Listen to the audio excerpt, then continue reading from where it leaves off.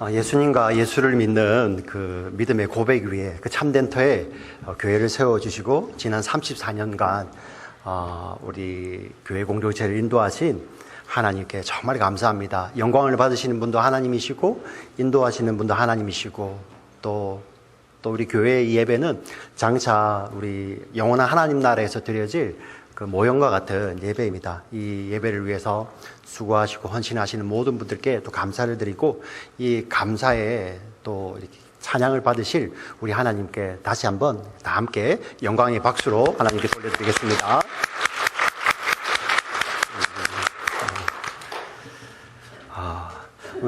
찬양 성가대가 드렸던 이 찬양 가사를 또 올 한 해도 제가 더 붙들고 정말 이런 교회 되게 하소서 하고 저도 기도하겠습니다. 우리 찬양을 함께 하였던 성가대도 함께 기도해 주시고요. 아멘. 아멘. 우리 모든 성도님들, 우리 장로님이야 또 우리 안수 집사님, 우리 집사님, 권사님 또 성도님들 모두가 함께 정말 이런 교회 되게 하소서 하며 하나님께 기도하시는 2020년 한 해가 되었으면 좋겠습니다.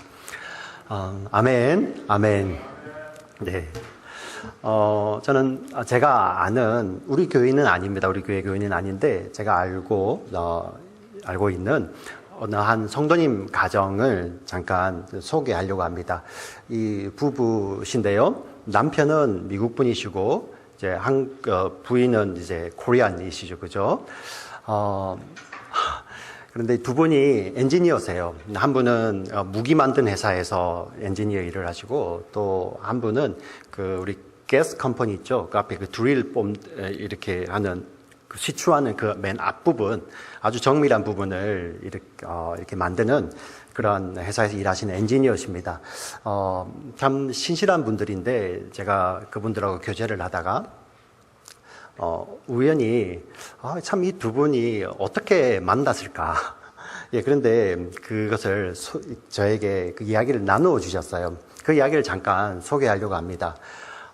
우리 남자분이 미군이셨을 때, 군에 있을 때, 우리 그 여자 성도님 말씀으로도 참 세상을 비관적으로 봤대요. 참 세상을 비관적으로 보고 아주 이렇게 어둡고, 또 좀 부정적이고, 그런데, 자기도 그게 싫어서, 그 약물에 의존하였던 그런 사람이었다는 거예요. 예. 그래서 이 여자분이 조금 만나다가, 이런 사람하고 같이 지내면 안 되지 하고, 이제 관계를 이제 만나지 않았다고 이야기를 합니다. 근데 어느 날 정말 우연히 이 사람을 다시 만나게 됐는데, 너무 사람이 달라진 거예요. 너무. 사람이 밝아지고, 예, 긍정적이고, 네, 유머도 나오고, 도대체 이 사람이 왜 이럴까? 속으로는 이런 마음이 있었죠. 이 사람이 나를 다시 만나려고 수부리는구나. 예. 우리 여자분들 그렇게 속은 분들 많죠? 예. 이쪽만 있나요? 여기도, 예. 끄떡하시면 안 됩니다. 그냥 마음으로만. 수작을 부리는구나, 이렇게 생각을 했어요. 네. 근데 이분이 이야기를 하는 겁니다. 내가 예수님을 만났다. 그리고 예수님을 믿고 나니까 너무 좋다는 거예요. 너무 좋다는 거. 이 여자분은 모태신앙이거든요. 네. 여기 속으면 안 된다. 이게 나랑 다시 만나기 위해서 지금 예수님 이름을 파는 거다. 이런 마음이 들었다는 거예요. 그래서 이제 이게 언제까지 가나 지켜보고 있었죠. 제가 그분들을 안 지가 한 10년 됐고요. 예. 그분들은 결혼한 지가 30년 이상이 되었죠. 지금까지 그대로십니다. 지금까지. 네. 근데 참 이 남자분이 아주 뭐랄까, 완고하세요. 우리 백인들 또 완고한 분들이 있잖아요. 그죠? 그래서 이 킹 제임스 버전 성경만 보시고 하는데, 네. 완전히 완고하십니다. 그런데도 그 완고한 덩치도 아주 크시고요. 그 완고한 분이 이 예수님 이야기만 하면은 계속 울어요. 예. 예수님 이야기만 하면은 막 우는 거예요. 눈물이 이러면서. 예. 왜 그러시냐니까. 내가 정말 쓰레기 같은 인생을 살았는데, 예. 이 예수님 때문에 내가 빛으로 나왔다. 예. 그것만 생각하면은 정말 완고하시고, 예. 정말 정확한 분이세요. 근데 예수님 이야기만 하면 우는 거예요. 네. 30년 전에 예수님을 만날 때도 그랬고요. 지금도 그렇습니다. 네. 예수님을 만나면 우리에게 이런 변화가 일어납니다. 아멘. 아멘. 왜? 나는 자격이 되는데 그냥 옵션으로 예수님을 만나신 분들은 변화가 일어날 필요가 없죠. 예, 일어날 수도 없습니다. 옵션인데요. 근데 나는 그러한 사람이 아니고 나는 구원받을 만한 자격이 하나도 없는 사람인데 예수의 은혜 때문에 내가 구원받아 예수님을 믿는 자가 되었다는 그 자들은 반드시 변화가 일어나죠. 네. 이렇게 변화가 일어납니다. 오늘 본문에도 보니 이 예수님 때문에 변화가 일어난 사람들이 등장을 합니다. 우리 한번 그 변화를 주변에 있는 사람들이 감지를 해요. 예. 한번 볼까요? 우리 13절 말씀을 같이 한번 읽어보겠습니다. 13절 말씀, 오늘 본문 사도행전 4장 13절 같이 읽겠습니다. 시작.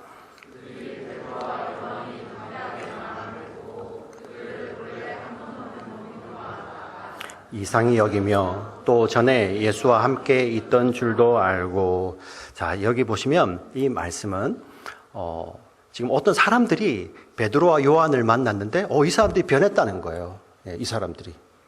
어떻게 변했냐면은 오늘 이 내용은 두 가지 측면이 있어요. 하나는 저 사람들이 예전에는 배움이 없는, 사실 베드로는 어부 출신이잖아요, 그죠? 예, 어부 출신이고 그 당시에 이 당시 사람들은 아람어를 썼는데 히브리 성경은 여러분 히브리 말이었고요. 그리고 번역된 말은 그리스 말이에요. 그래서 아람어를 쓰는 사람들이 성경을 잘 알기가 좀 쉽지 않은 시대였습니다. 근데 이렇게 배움이 없는 줄 알았는데 참 생각보다 배움이 있구나, 이런 뉘앙스도 가지고 있어요. 그런데 여기 본문에 보시면 사람들이 이 베드로와 요한을 보고 놀란 이유가 저 사람들이 많이 아는 사람인데 그때 모른 척했구나, 이게 아니에요. 네. 뭐에 놀라냐면은 그들의 담대함, 사람이 변한 거예요. 거기에 놀란 겁니다.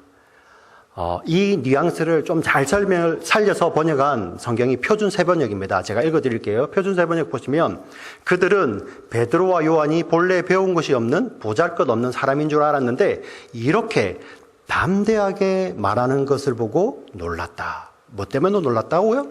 담대하게 말하는 것. 그 담대함에 놀란 거예요. 예. 이 베드로와 요한을 바라보며 예수님을 믿는 베드로와 요한을 보고 이들이 놀랐는데 이 놀란 이들이 누구냐면은 사도행전이 이야기를 하고 있어요. 자세하게 이야기를 하고 있습니다. 사도행전 4장 5절부터 7절까지 이 놀란 사람들이 누군지 나와 있어요. 같이 읽겠습니다. 시작.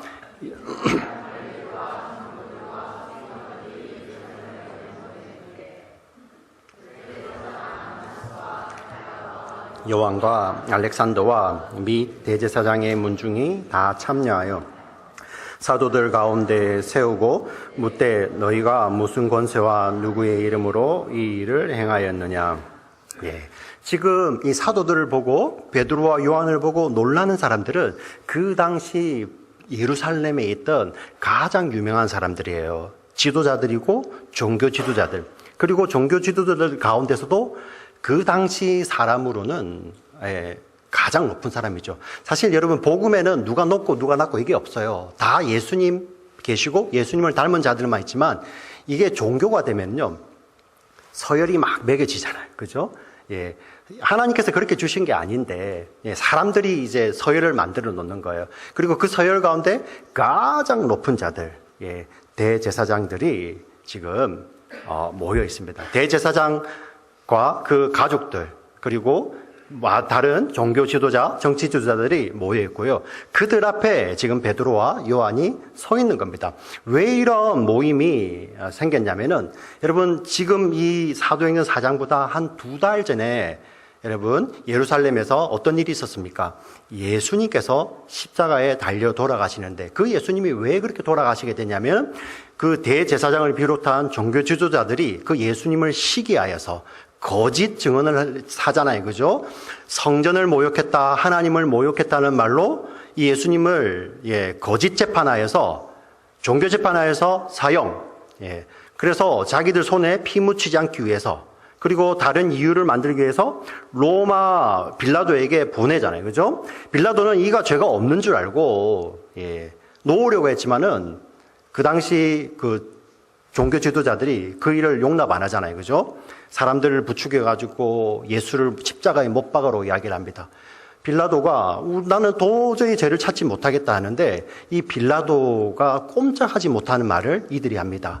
당신이 이 예수를 놓아주면 당신은 가이사, 황제의 충신이 아닙니다. 여러분 로마 총독에게 이 말보다 더 치명적인 말이 어디 있어요? 그렇지 않습니까? 황제가 총독을 보냈는데 이 사람을 넣어주면 당신은 황제에게 반역한 겁니다. 빌라도가 십자가에 못 박는 거예요. 그 예수가 죽으셨거든요.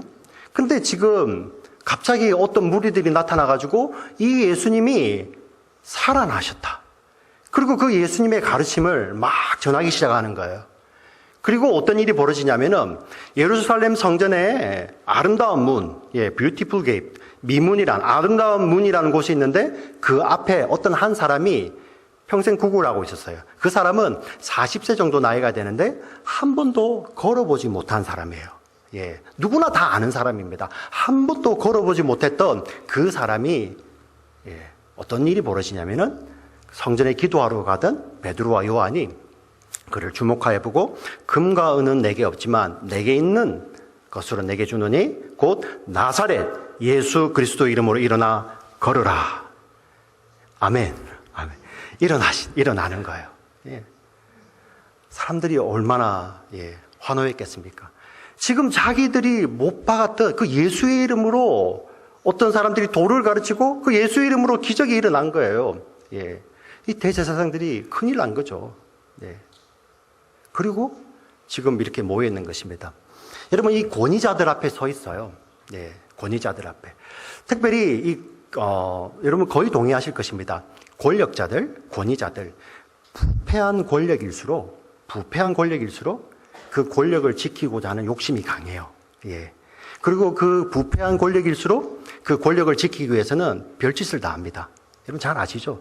사람도 정말 죄송한 표현입니다. 그 귀한 사람의 목숨도 쉽게 취합니다. 그게 2000년 전만 그렇습니까?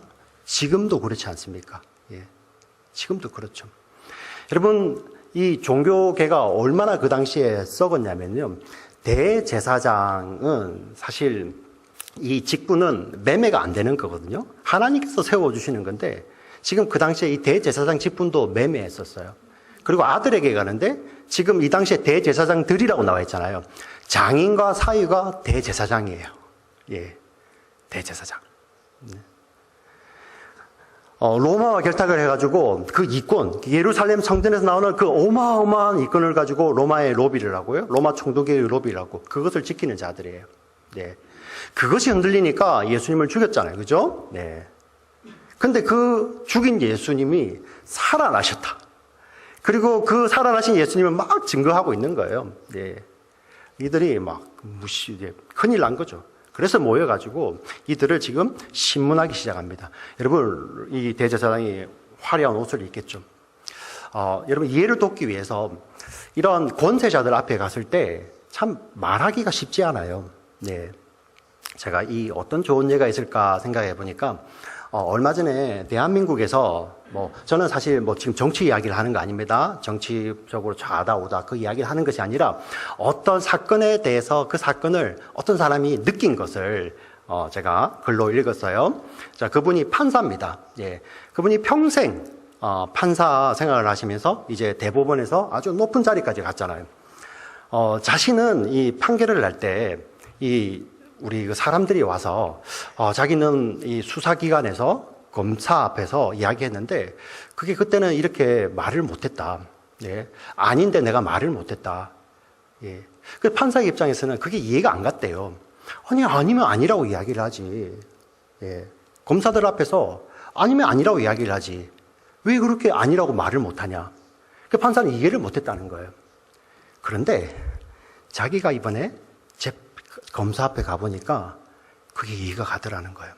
그게. 지금 무슨 말씀을 드리냐면은 이 권위 앞에 서게 되면 굉장히 두렵거든요. 근데 지금 대제사장들은 어떤 자들이냐면요.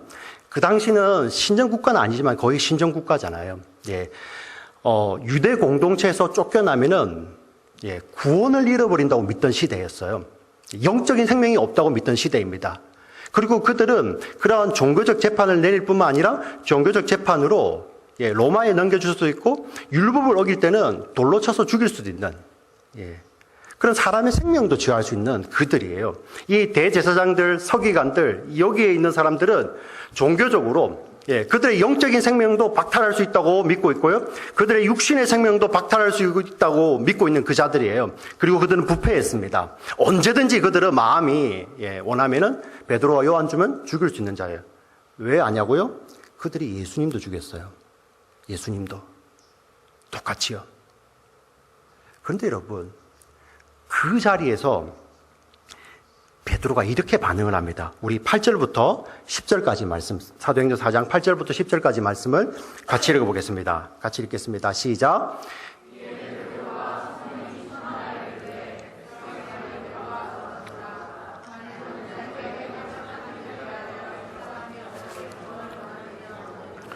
우리에게 질문한다면, 너희와 모든 이스라엘 백성들은 알라.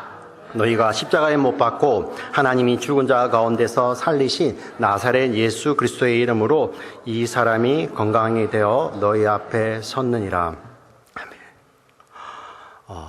그들 앞에서 주눅 들지 않고 담대히 뭐라고요? 너희들이 죽인 그 예수를 하나님이 살리셨고, 예, 그 예수의 이름으로 이 사람이 나왔고 그 예수의 이름으로 우리가 지금 서 있다고 이렇게 담대하게 이야기하는 것입니다. 여러분, 이 담대함이 어디서 왔을까요? 예, 지금 이 베드로는 대제사장의 얼굴 앞에 딱 서서 이야기하는 겁니다. 근데 불과 2달 전에 어떤 일이 벌어졌냐면은 베드로가 대제사장을 보지도 않고 대제사장의 뜰에 간 적이 있어요. 대제사장이 살고 있는 그 마당에 가서 제사장의 얼굴을 본 적도 없이 이러한 사건이 복음서에 기록되어 있습니다. 마태복음 26장 69절부터 74절까지 말씀인데요. 제가 한번 읽어드리겠습니다. 여러분, 잘 아시는 내용이죠. 베드로가 예수님을 3번 모른다고 부인하는 거죠. 예, 예수님께서 닭 울기 전에 네가 나를 3번 모른다고 부인하리라. 그 사건을 지금 기록하고 있는데, 여러분 한번 잘 보시겠습니까? 자, 베드로가 바깥 뜰에 앉았더니, 이게 대제사장의 뜰입니다. 한 요종이 나와 이르되 너도 갈릴리 사람 예수와 함께 있었도다 하거늘, 베드로가 모든 사람 앞에서 부인하여 이르되 나는 네가 무슨 말을 하는지 알지 못하겠노라 하며 앞문까지 나아가니, 여기 보시면 다른 여종이 그를 보고 거기 있는 사람들에게 말하되 이 사람은 나사렛 예수와 함께 있었도다 하매, 베드로가 맹세하고 또 부인하여 이르되 나는 그 사람을 알지 못하노라 하더라. 조금 후에 곁에 섰던 사람들이 나와 베드로에게 이르되 너도 진실로 그 도당이라 네 말소리가 너를 표명한다 하거늘, 그가 저주하며 맹세하여 이르되 나는 그 사람을 알지 못하노라 하니 곧 닭이 울더라. 여러분, 제가 지금 서울말 하고 있습니다.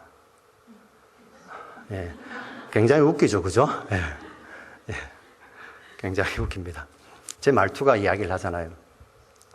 제가 어제 저녁을 먹으면서 저희 아이들에게, 얘들아, 아빠는 서울말 쓰지? 이렇게 했더니, 아빠 너무 이상해, 그런 말 하지 마. 예.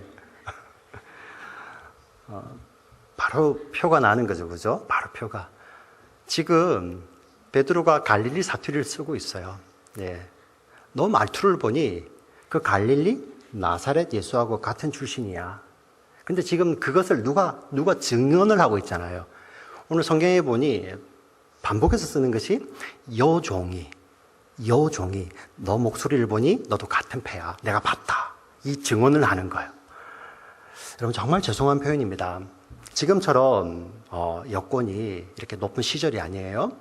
우리 예수님 당시에는 이 여성들은 이 계수에 들지도 않고요. 특별히 법적으로 여성의 증언은 효력이 없어요. 효력이. 예. 그래서 여러분, 예수님께서 부활하셨다, 이걸 누가 제일 먼저 증언합니까? 여자가 하잖아요. 예. 그래서 그 사실이 그 당시에는 여성들은 그 증언의 효력이 없는 그 여성이 부활하셨다 하는 그 사실을 제일 먼저 전했던 그 성경이 참이라는 것에 증거가 됩니다. 왜? 복음서 기자들이 만약에 예수님이 부활하시지 않으셨는데 또 불구하고 자기들의 이권을 위해서 속여서 만약에 예수님이 부활하셨다라고 속일 거라면은 절대 여성을 증인으로 내세울 수가 없는 거예요. 그 당시에 권세자들이나 유력자를 그가 이렇게 이야기했다. 근데 복음서 기자들은 다 이야기하잖아요. 제일 처음 부활의 소식을 증거한 자가 누구다? 여자들이다. 여자들. 예. 이 사도행전을 읽었던 초대 독자들은 놀란 거예요. 베드로가 그 여자의 증언 앞에서 예수를 모른다고 했어? 우리 그 위대한 사도 베드로가? 예. 다른 사람도 아니고 여자의 증언 앞에서 예수를 모른다고 해서?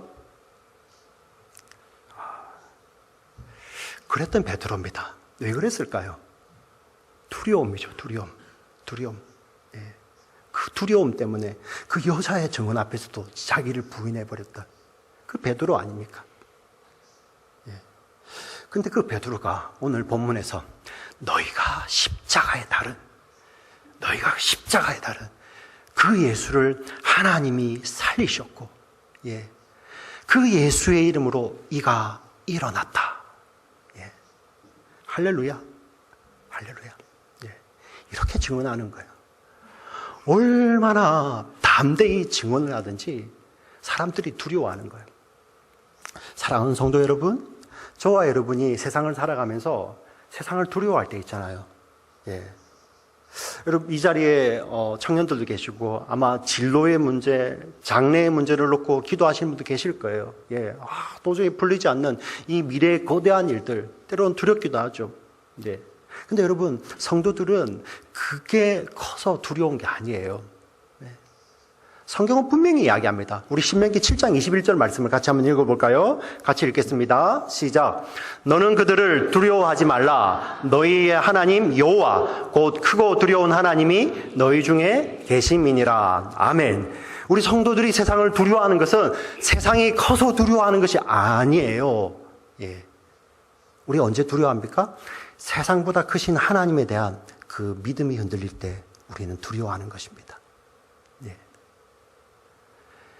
세상이 커져서 두려운 것이 아니라 세상보다 훨씬 크신 하나님, 그 하나님에 대한 믿음이 흔들릴 때 우리가 두려워하는 것이죠. 베드로의 담대함이 어디서 나오는 것입니까? 성경은 그가 성령 충만하였다고 합니다. 성령 충만하여서 그가 무엇을 했다는 것입니까? 막 요술을 부렸다는 것입니까? 아닙니다. 똑같이 신문받고 있지만 그 자리에서도 세상보다 훨씬 크신 그 하나님을 두려워하는 그 거룩한 두려움으로 성령 충만한 가운데 사로잡혀 있는 거예요. 세상이 두렵지 않는 것입니다. 네. 여러분, 우리가 술과 마약을 해도, 술과 약물을 해도 두려움이 사라집니다. 그때는 두려움이 없어진다기보다는 이성이 그 술과 마약의 영향을 받아서 이성이 그 술과 마약의 지배를 받아서 잠시 잊어버리는 거죠. 네. 그래서 성령 충만은 그렇지 않습니다. 정신이 또렷하게 살아있고, 감정도 또렷하게 살아있지만, 더 선명하지만 내 속에 오신 성령으로 말미암아 세상보다 크신 하나님, 크고 두려운 그 하나님을 향한 거룩한 경외감으로 있는 거예요. 예. 그래서 그 앞에서 담대히, 예. 너희들이 죽였지만 그들이 누구입니까? 대제사장들이잖아요. 너희들이 죽였지만 하나님이 그를 살리셨고, 예. 그로 말미암아 나왔다. 우리가 이 일의 증인이다. 예. 왜? 사건의 증인이니까요. 예. 그리고 이 일이 일어나는 것은 다른 어떤 것도 아닌 예수의 이름 때문이다. 아멘. 아멘. 우리 사도행전 4장 12절 말씀을 같이 읽습니다. 같이 읽겠습니다. 시작. 다른 이로서는 구원을 받을 수 없나니 천하 사람 중에 구원받을 만한 다른 이름을 우리에게 주신 일이 없음이라 하였더라. 아멘. 아멘. 오직 예수의 이름입니다. 오직 예수의 이름. 구원의 이름 오직 누구? 예수. 다시 해볼까요? 구원의 이름 오직 예수. 예. 오직 예수예요. 오직 예수. 네. 이 사도들의 이 반응 앞에 이 세상 사람들의 반응을 한번 볼까요? 우리 13절부터 18절까지 말씀을 우리 같이 한번 읽어보겠습니다. 13절부터 18절까지 같이 읽겠습니다. 시작. 베드로와 요한이 담대하게 말함을 보고 그들을 본래 학문 없는 범인으로 알았다가 이상히 여기며 또 전에 예수와 함께 있던 줄도 알고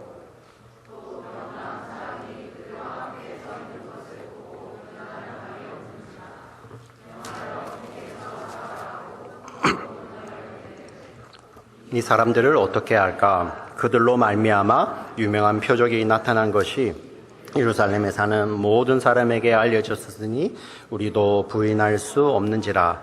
이것이 민간에 더 퍼지지 못하게 그들을 위협하여 이후에는 이 이름으로 아무에게도 말하지 말게 하자고 그들을 불고 경고하여 도무지 예수의 이름으로 말하지도 말고 가르치지도 말라 하니. 여러분 보시면 예수의 이름으로 절대 never 말하거나 가르치지 말라. 사실 이게 유대교입니다. 유대교. 여러분 우리 복음과 가장 가까운 것이 유대교잖아요. 구약의 말씀을 가지고 그들도 믿고 있거든요. 근데 그들의 믿음은 어떤 것이냐면은 그 구약의 말씀, 그 말씀을 내가 스스로 지키면 하나님이 감동하셔서 우리에게 구원을 주신다는 거예요. 우리가 혈통이 유대인이기 때문에 지성이면 감천이라는 것이죠. 그래서 하나님을 감동시키지 못하면 우리가 구원을 이룰 수도 있다는 거예요. 그게 유대교입니다. 유대교. 사실 세상의 모든 종교 시스템의 그 베이스가 그거죠. 우리가 노력하면 하늘은 스스로 돕는 자를 돕는다. 지성이면 감천이다. 이게 모든 종교 시스템의 베이스잖아요. 그래서 우리가 열심을 다해서 하나님을 찾으면, 만나면 하나님이 만나주신다. 그래서 여러분 이런 비유를 많이 들지 않습니까? 하나님이 계신 곳을 산 정상이라고 비유를 합니다. 그래서 우리가 복음에서 말하는 예수님을 통해서 올라가는 길도 있고, 유대교에서 올라가는 길도 있고, 이슬람에서 올라가는 길도 있고, 불교에서도 가다 보면 이렇게 올라가게 되고, 또 어떤 거 있을까요? 힌두교에서도 가기도 하고요. 여러분 아는 거 한번 해보세요. 이렇게 올라가서 만날 수 있다고 하죠. 그래서 우리가 세계 평화를 꿈꾸기 위해서 종교가 다 통합해야 된다. 이게 우리 그 어떤 단체들의 그게 그거예요. 그게 뭐 목사님들도 가 있기도 하던데. 굉장히 설득력 있어 보이죠, 그죠? 근데 비유가 틀렸어요. 하나님은 산 위에 계시지 않습니다. 하나님은 하늘 위에, 하늘의 하늘 위에 계시는 거예요. 그게 무슨 의미냐면은 온 우주 가운데 하나님은 충만하게 거하세요. 하나님의 영광이 충만하죠. 근데 우리 사람이 그 가운데서 뒤집어 찾아가서 하나님의 본질을 만날 수 없다는 거예요. 하늘 위에 계신다는 거. 여러분 이런 헛소리들 있죠? 과학자들 아니면 예전에 유리 가가는입니까? 올라가 보니 하나님 안 계시더라. 최초의 비행사. 여러분 성경의 개념은 이겁니다. 우리 과학이 진부해서 우주 끝을 알아낼 수 있다. 저는 불가능하다고 생각하지만 만약에 가정을 합시다. 그래서 과학이 진부해서 우리가 지금 우주선을 만들었는데 그 우주선이 우주 끝까지 바로 날아갈 수 있는 우주선을 만들어야 된다. 그래도 하나님을 못 찾는다는 거예요. 왜?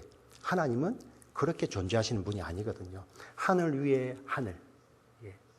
우리와 초월해 계시는 거예요. 그래서 우리의 이성과 과학으로 하나님을 되찾아갈 수 없다는 것입니다. 우리가 이렇게 노력해서 등산해서 만나는 것이 아니죠. 그러면 어떻게 만날 수 있습니까? 하나님이 오셔야죠. 하나님이. 그래서 예수님이 오셔서 요한복음에 나는 하늘에서 내려온 자라. 나는 위에서 내려온 자라. 나는 위의 것을 말하고 너희들은 땅의 것을 말하는도다.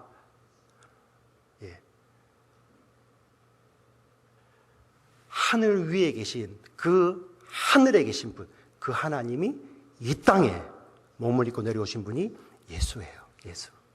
이 예수를 믿는 자만이 하나님을 아는 거예요. 그래서 예수님이 이렇게 말씀을 하잖아요. 내가 곧 길이요 진리요 생명이니 나로 말미암지 않고는 아버지께로 올 자가 없느니라. 그 앞에 영어로는 우리 비춰주시겠습니까? 우리 요한복음 14장 6절. 너, 정관사 너가 붙어 있죠. 우리 개념은 네가 가깝겠죠. 그죠? 네. 한번 같이 읽어보겠습니다. 우리 한글로. 예수께서 이르시되 내가 곧 길이요 진리요 생명이니 나로 말미암지 않고는 아버지께로 올 자가 없느니라. 예. 이 복음의 유일함이에요. 예. 지금 이 사도행전에서 복음과 가장 가까운 유대교, 어떻게 보면 사촌처럼 보이지만 예수님이 아니면 그게 복음이 아닌 거예요. 왜? 하나님이 이렇게 말씀을 하셨다니까요. 예. 목사가 이야기하는 것이 아니라 하나님이 말씀을 통해서 이렇게 계시하신 것입니다. 예.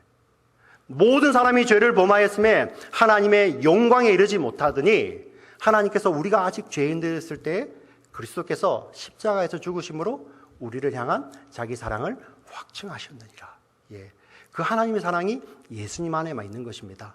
예. 그 예수님 안에만 길과 진리와 생명이 있는 것입니다. 예. 그게 복음의 유일성이죠. 네. 근데 그거와 비슷한 유대교. 그냥 유대교를 말하는 것이 아니라 세상을 이야기하는 것입니다. 그 세상의 진리. 예. 너희만 길이냐? 예, 그렇습니다. 2000년 전에도 예, 세상은 그 예수를 전하지 말라.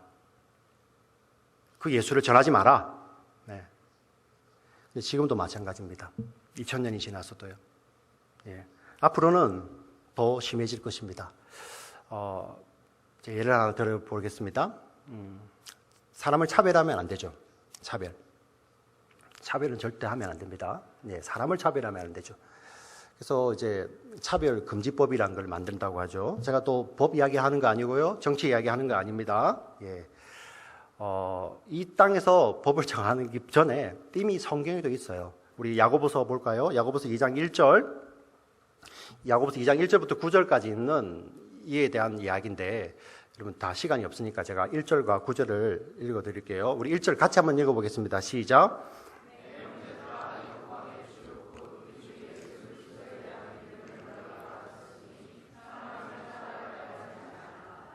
네, 사람을 차별하여 대하지 말라. 이 성경의 가르침이에요. 우리 9절에 이렇게 더 분명하게 이야기합니다. 만일 너희가 사람을 차별하여 대하면 죄를 짓는 것이니 율법이 너희를 범법자로 정죄하리라. 예. 사람을 절대 차별하시면 안 됩니다. 네. 근데 여러분, 이 좋은 취지인 것 같은데, 여러분 이 차별금지법이라는 게 예, 지금 대한민국에 있는 것이 아니라 이제 모든 세계에 다 이런 법이 생겨나가요. 예수님만이 유일한 길이라고 말하는 그 자체가 차별이라는 거예요. 다른 종교에 대한 차별이라는 것입니다. 아니, 등산로가 여러 개 있는데 그 중에 하나만 가면 되지 왜 너희만 길이라고 하냐. 근데 우리 성경은 그렇게 말 안 하거든요. 우리 등산하는 것이 아니라 우리는 하늘에 갈 수 없는데 그 위에 계신 분이 우리에게 내려오셔서 우리를 위해서 자기의 생명을 주셨다. 그게 복음 아니에요. 예. 그 유일한 길을 위해서 자신의 생명을 내어주신 하나님의 아들을 믿는 것이 우리 복음인데 어떻게 섞일 수가 있습니까?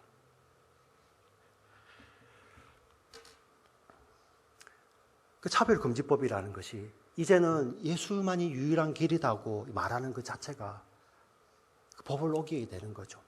네. 여러분, 요즘 신앙의 양심을 따라서 가게 문을 닫으시는 분들도 여러분 기사에서 보잖아요. 앞으로는 그런데요. 교회가 이 복음을 전하게 되면 법의 저촉이 되는 날이 올 거예요. 반드시 옵니다. 그리스도의 푸른 계지로 오지 않습니까? 여러분, 그건 하나님 나라가 이때 완전히 가시적으로 임할 때 오는 것이고요. 이 땅은 어떻게 가냐면은 더 악해져 가요. 예. 하나님이 말씀에 그렇게 했거든요. 말씀하셨거든요. 이 땅에 그들이 악을 계속 쌓아두죠. 예. 최후의 심판까지. 근데 하나님 왜 참으시냐고요?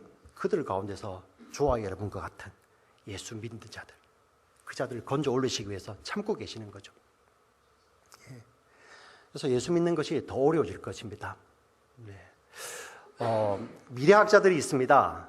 여러분들 2020년 되면은 미래 예측, 우리 남자분들이나 뭐 여자분들, 예, 많이 관심이 있으시잖아요. 그죠? 미래 예측. 근데 기독교에서도 미래 예측을 많이 해요. 네, 그게 기독교 신문에 많이 나옵니다. 지난 한 10년간 지난 정부에서 우리 기독교 예측, 미래 예측할 때 이러한 기사들이 참 많았습니다. 앞으로 이 미국 정부에서 교회가 미국 정부가 가는 곳과 반대의 소리를 낼 때, 일부러 반대를 위한 반대를 하는 것이 아니라 우리가 가지고 있는 복음의 가치와 다른 길로 갈 때는 우리가 반대하기 싫어도 우리는 복음의 그 가치를 이야기할 때 그게 반대의 목소리가 되잖아요. 예. 근데 그걸 못하게 되는 날이 올 거라는 거예요. 예. 그게 이제 지난 정부의 한참 피크였죠. 예. 그리고 그 예측을 하면서 더 구체적인 거. 예. 그렇게 되면은 정부가 가만히 있지 않고 교회가 누리고 있는 지금 면세 혜택 있죠. 예. 우리 교회의 면세 혜택들, 비과세. 예. 이거를 정부에서 가져갈 것이다. 왜? 종교와 정치가 분리인데 정치와 반대되는 이야기를 되니까 이거는 종교단체가 아니고 정치단체다. 그래서 비과세 혜택을 주면 안 된다. 예.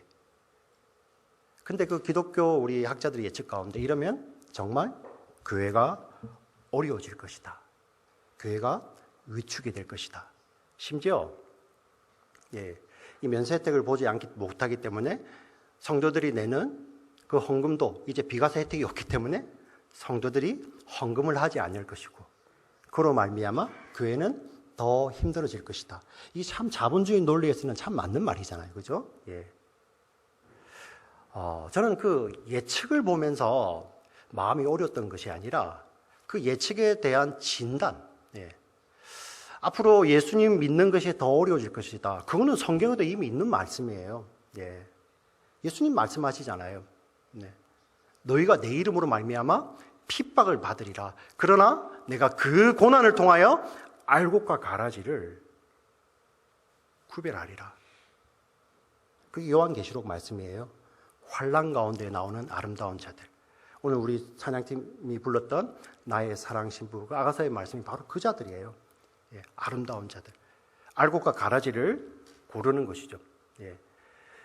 우리가 예수님 믿는 거, 여러분들이 이제 여러분 지금 길을 쫑긋 듣고 세워서 들으셔야 돼요. 바른 신앙생활 하는 거, 예수님 바로 믿는 거, 더 어려운 시절이 와요. 예. 우리 어른들 옛날이 좋았는데, 근데 그 옛날로 돌아가지 않습니다. 더 어려운 시절이 옵니다. 예수 믿는 게 훨씬 어려운 시절이 옵니다.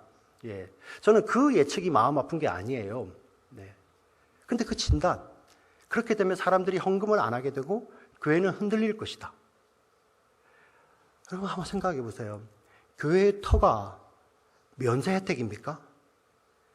교회의 터는 예수라면서요. 예. 교회의 터는 그 예수를 믿는 신앙 고백이라면서요.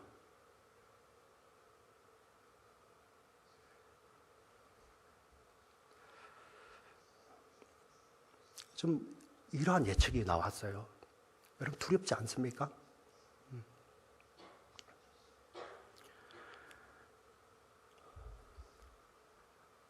오히려 더 어려워지면 더 어려워질수록 괜찮아요. 알곡과 가라지가 구별돼요. 어둠이 깊어지면 깊어질수록 빛들이 드러나는 거예요. 예수님이 드러나는 것이고 예수님이 너희가 세상의 빛이라 하셨는데 그 빛들이 드러나는 거예요. 예. 진짜 알곡들의 고백이 오늘 사도행전 19절, 4장 19절부터 20절까지 있습니다. 우리 같이 큰 목소리로 읽겠습니다. 시작. 베드로와 요한이 대답하여 이르되 하나님 앞에서 너희 말을 듣는 것이 하나님의 말씀을 듣는 것보다 옳은가 판단하라. 우리는 보고 들은 것을 말하지 아니할 수 없다 하니. 아멘. 예. 세상은 계속 예수를 증거하지만 예수가 길이라는 것, 참 진리라는 것, 그가 부활했다는 것 전하지 말라. 예. 그러나 알곡들은 그 가운데서 예수만이 유일한 길입니다. 내가 사람의 말을 듣는 것이 옳은지 하나님의 말씀을 듣는 것이 옳은지 너희가 판단해보라. 이게 알곡들의 외침이에요. 예. 여러분 아멘. 아멘. 세상은 더 어두워갈 겁니다. 예. 더 영적으로 더 어두워질 거예요. 근데 진리의 빛 대신 예수 그리스도, 그리고 그 빛을 발하는 교회는 그 어두운 가운데, 그 핍박과 환난 가운데서 더 빛나는 거예요. 오늘 설교 말씀은 예수님께서 하신 말씀으로 마무리하려고 합니다. 우리 마태복음 5장 14절부터 16절까지 말씀인데요. 여러분 제가 읽어드릴게요. 여러분 이 예수님 하신 말씀 깊이 새겨 들으시는 이 결론과 같은 말씀 보시면 좋겠습니다. 제가 천천히 읽어드리겠습니다. 너희는 세상의 빛이라. 산 위에 있는 동네가 숨겨지지 못할 것이요 사람이 등불을 켜서 말 아래에 두지 아니하고 등경 위에 두나니 그러므로 집안 모든 사람에게 빛이 있느니라. 이같이 너희 빛이 사람 앞에 비추게 하여 그들로 너희 착한 행실을 보고 하늘에 계신 너희 아버지께 영광을 돌리게 하라. 아멘. 여기 착한 행실이 무엇입니까? 여러분들의 선행이 아니라 그 빛 대신 예수 그리스도를 비추는 거예요. 그 비친 가운데서 여러분들의 선행이 나오는 것입니다. 주님 오시는 그날까지 참 빛이시오 참 진리이신 그 예수 그리스도를 가슴에 품고 그 예수 그리스도만을 증거하는 진리의 공동체 되기를 주의 이름으로 축원합니다. 아멘. 살아계신 하나님 아버지 감사합니다. 이 놀라운 하나님의 복음, 예수 그리스도의 복음, 나사렛 예수 그리스도 안에만 담겨있는 이 생명의 신비, 하나님, 이 놀라운 복음이 우리가 믿어집니다. 우리의 선행으로, 우리의 혈통으로, 우리의 노력으로 고백하는 것이 아니라 하늘에 오셔서 내려오신 예수 그리스도의 그 십자가 죽음으로, 그리고 그 예수 그리스도께서 보내주셔서 지금도 우리 안에 오셔서 내주하시며 이 놀라운 복음의 신비를 우리의 영혼 가운데 적용시키시고 이 예수의 피로서 인치시고 우리를 인도하시는 성령 하나님의 인도하심 때문임을 저희들 믿음으로 고백합니다.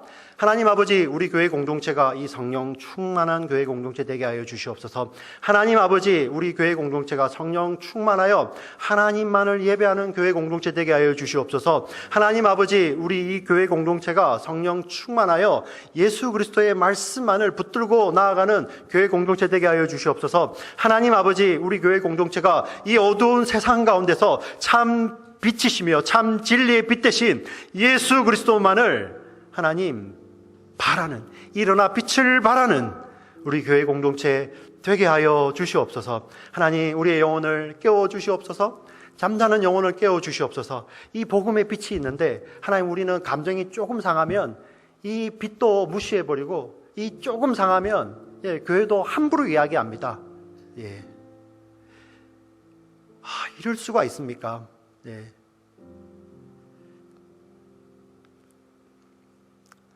자기 감정 조금 상하면 이 교회 저 교회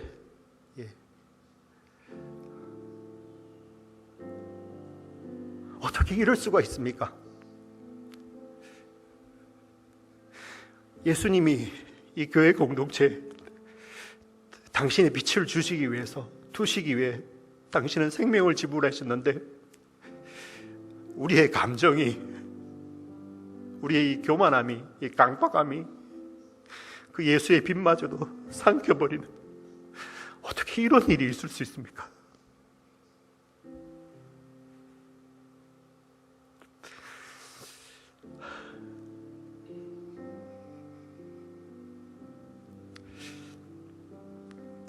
하나님, 고백합니다. 세상의 어려움이 우리를 삼키는 것이 아니고, 세상에서 우리가 어려움 당하고 고난 당하여 심지어 죽는다 할지라도 그는 성도에게 어려움이 아닙니다. 성도에게 있어서 진정한 어려움은 그 고난 때문에 예수를 모른다 할까봐,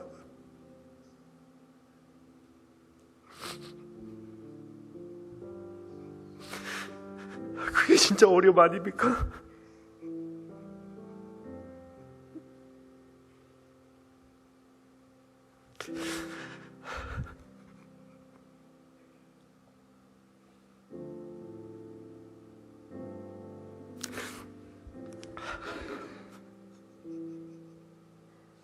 하나님,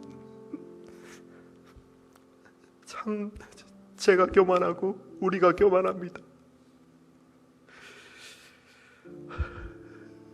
복음을 머리로만 알고 내 기분 조금 상하고 내 감정 조금 상하면 그 생명의 복음, 생명의 이름 예수의 이름마저도 그가 나와 무슨 상관이 있는가?